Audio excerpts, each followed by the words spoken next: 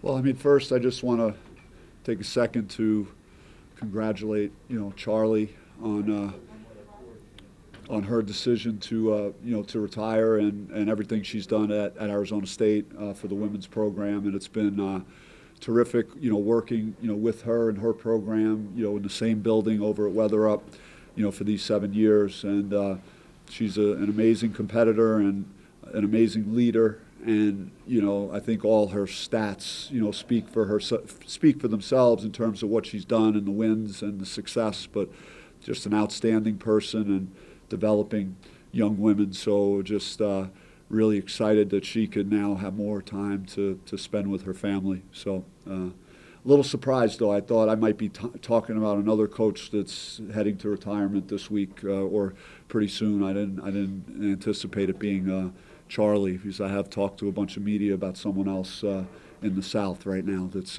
winding it down this year. But anyway, any questions about the game? I'm My open bad. to I that. know it wasn't a bad first half, but I think the second half you guys really found a groove. What was the difference between them? They're going to be very deliberate how they play, and they're coming in here with some confidence. The way they played against Stanford, they were.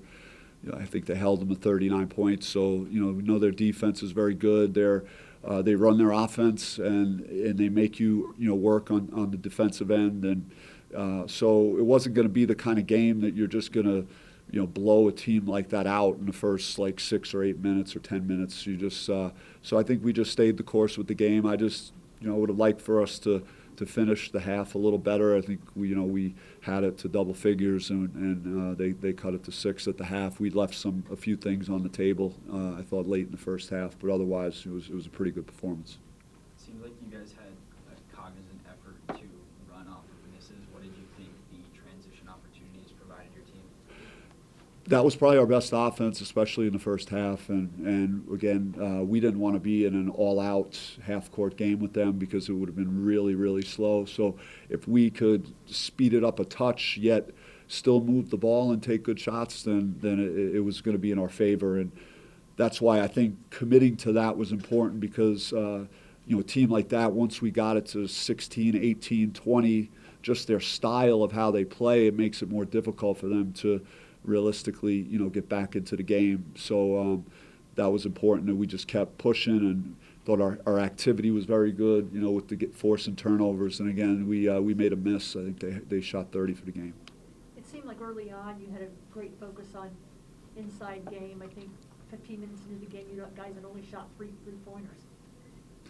Yeah, well, I think it was 1 for 5 at the half from 3. So yeah, you just gotta try and take what the defense gives you, and they guarded the 3-point line pretty well, and we looked in other directions to generate offense. That was the first team that you've held under 50 points all season. What did it feel, especially in the second half, the way you guys defended?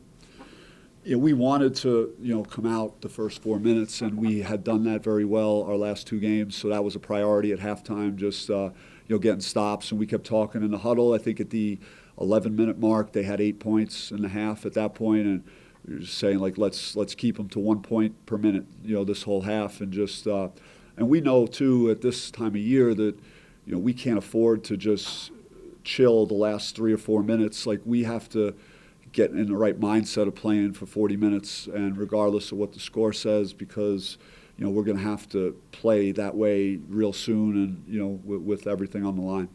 Bobby, after the game in Berkeley, you said that Cal was the hungrier team, the more physical team, the more aggressive team.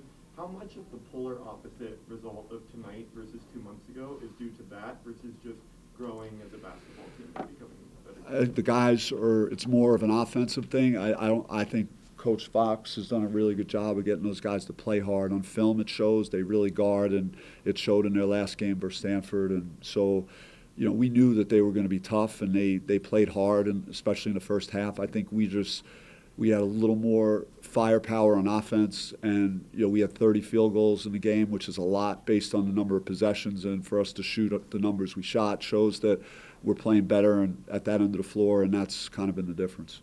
Bobby, I'm just curious if you can hear the chants from the student section to put Bobby in, and if you get a kick out of the applause that he gets when he checks into the game.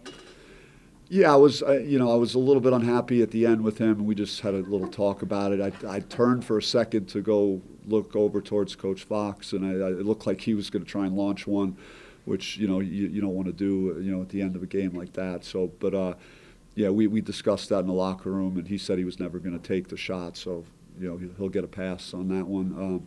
But, yeah, it's like I said, maybe during the Oregon swing, if the crowd wants, our walk-ons to come in, that's a great sign, and those guys deserve it because they work extremely hard.